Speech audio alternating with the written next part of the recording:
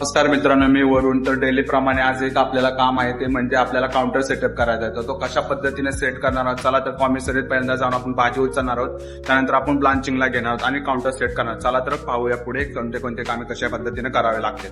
चला, आपण आलेलो आहे कॉमिसरीत भाजी आणायला. तर कॉमिसरीतला सीन काय असतो, आपण एक दिवस आधी कटिंगचा पेपर टाकत असतो, म्हणजे कशी कटिंग पाहिजे, त्याप्रमाणे किती केजीची पाहिजे वगैरे सर्व कटिंग देत असतो. त्याप्रमाणे आपण एक दिवस आधी कटिंग दिल्यानंतर दुसऱ्या दिवशी आपल्याला सर्व कटिंग करून ते लोक देतात कॉमिसरीवाले.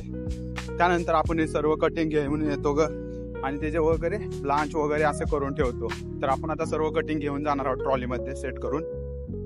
कॉमिसरीत 2 कटिंग दिलं होतं, नूडल्स आणि स्टर फ्रायची भाजी, तर ती घेऊन आलो आपण. तर आता आपण घेऊन जाणार बोचरी घ्यायला आलेलो आहे. तर बोचरीची पण सेम पद्धत असते. एक दिवस आधी पेपर द्यावा लागतं, कोणते चिकन कशा टाईपमध्ये कट करून पाहिजे ते चिकन आपण दिल्यानंतर तर दुसऱ्या दिवशी आपण ते चिकन घेऊन जातो. तर चिकन सुद्धा आपलं रेडी आहे थॉईंग करून. आता आपण चिकन सुद्धा घेऊन जाणार आहोत.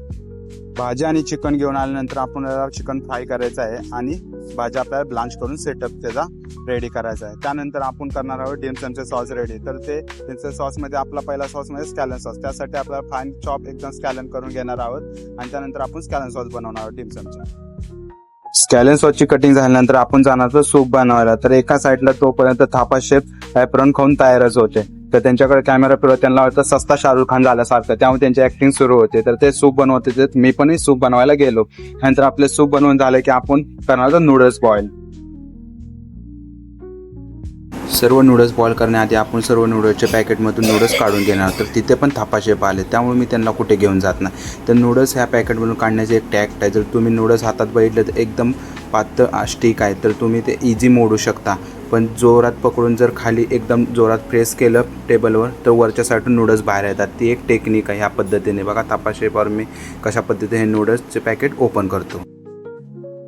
नूडल्स सध्या बॉईल करून तयार आहे. त्याच्यावर आपण थोडंसं हलकंसं तेल मारून सुट्ट करून एका टेबलवर पसरून ठेवणार आहोत. तर हे काम आपलं एकदम झटपट झालेलं आहे. तर आपण लागणार आहोत पुढच्या कामासाठी. तर पुढच्या कामासाठी आपल्याला प्रॉन्स एकदम त्याचे शेपूट काढून आपल्याला बटरफ्लाय टाईपमध्ये कट करायचे आहेत. एवढे 15 kg प्रॉन्स आहेत टोटल. आपण सर्व प्रॉन्स साफ करून आपल्या टेम्पुरा प्रॉन्ससाठी अर्धे प्रॉन्स लागणार होते आणि अर्धे प्रॉन्स फ्राय करण्यासाठी बटरफ्लाय टाईपमध्ये लागणार होते. तर मी प्रॉन्स साफ करायला घेतलेले आहेत. ते व्यवस्थित अर्धे प्रॉन्स साफ करून घेणार, त्याचा शेपूट काढून घेणार, कारण ते आपल्याला फ्राय करायचे. आणि बाकीचे प्रॉन्स आपल्या टेम्पुरासाठी एकदम स्ट्रेट करून घेणार आहोत.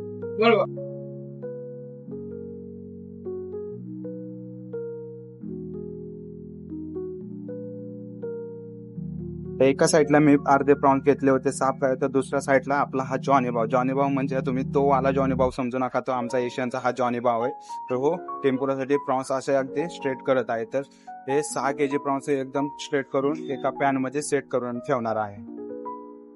जरा जॉनी भाव कॅमेरा फिरवला, जॉनी भाव की सलमान खान बनायला लागले. तर आता आपले ऑलमोस्ट सर्व कामं होत आले. तर आता आपण क्लोजिंग करणार. त्यासाठी आपण सर्व टॅग वगैरे चेंज करून घेणार आहोत.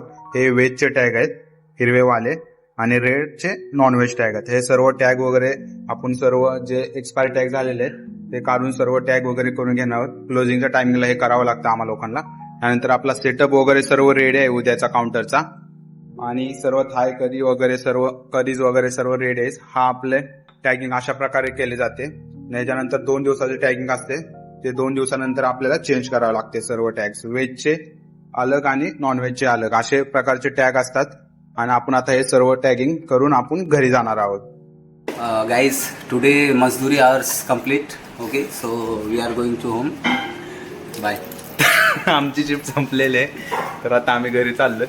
तर आता भेटूया पुढच्या ब्लॉगमध्ये. धन्यवाद.